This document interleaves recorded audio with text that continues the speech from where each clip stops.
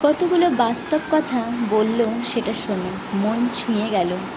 যখন লোহা আবিষ্কার হলো তখন বনের কোনো গাছই ভয় পেল না।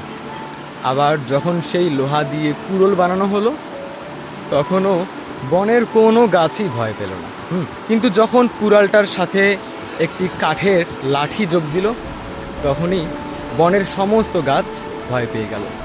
আর ঠিক সেই সময় বনের মধ্যে ছোট্ট একটি গাছ বড় গাছগুলোকে জিজ্ঞেস করলো, আচ্ছা, যখন লোহা আবিষ্কার হলো তখনও তোমরা ভয় পেলে না, যখন কুড়োল বানানো হলো তখনও ভয় পেলে না, কিন্তু যখন একটা কাঠের লাঠি কুড়োলের সঙ্গে যোগ করলো তখন তোমরা ভয় পাচ্ছ কেন? মজার বিষয় হচ্ছে তখন বনের সব থেকে যেই বড় গাছটা, সেই গাছটা ব্যাখ্যা করে, মানুষ তোমার যতই ক্ষতি করতে চাক না কেন, যদি তোমার ঘরের মধ্যেই শত্রু থাকে তাহলে যতই শক্তিশালী হও না কেন তুমি খুব তাড়াতাড়ি ধ্বংস হয়ে যাবে। দেখো, যখন লোহা দিয়ে কুড়োল বানানো হলো তখন ওই ছোট্ট কুড়োলটা দিয়ে কিন্তু কেউ গাছ কাটতে পারতেছিল না, কিন্তু যখন কাঠের লাঠিটা কুড়োলের সঙ্গে অ্যাড করা হলো তখন কুড়োল খুব শক্তিশালী হয়ে গেল আর আমাদেরকে কাটতে শুরু করলো। এই গল্প দ্বারা একটা জিনিস বোঝা যায় কি জানেন? ঘরের শত্রু সব থেকে বড় শত্রু।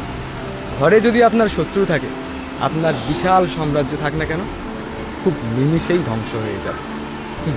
আসলে যে কথায় আছে না, বাইরের যত শত্রুর সাথেই তুমি মোকাবেলা করো না কেন, ঘরের শত্রু যদি হাত মেলায় তাহলে কিন্তু তোমায় খুব নিমিষেই ধ্বংস করে, খুব তাড়াতাড়ি ধ্বংস করে। ঘরের শত্রু বড় শত্রু, বিশ্বাসঘাতক। আপনি না পারবেন কিছু বলতে, না পারবেন কিছু সইতে, শুধু নিজের চোখে দেখে যাবেন কিভাবে আপনি ধ্বংস হচ্ছেন।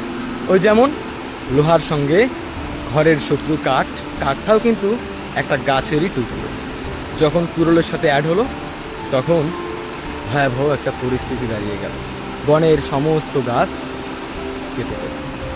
গল্পটা যদি বুঝে থাকেন তাহলে একটা সত্যি শেয়ার করে দিন। এই ভিডিওটি দেখার পর সত্যিই তো কোথায় কি সব কিছু থাকবে, একদিন তো মরে গেলে সব ফুরিয়েই যাবে, তাই না? একদম সঠিক কথা বলেছে।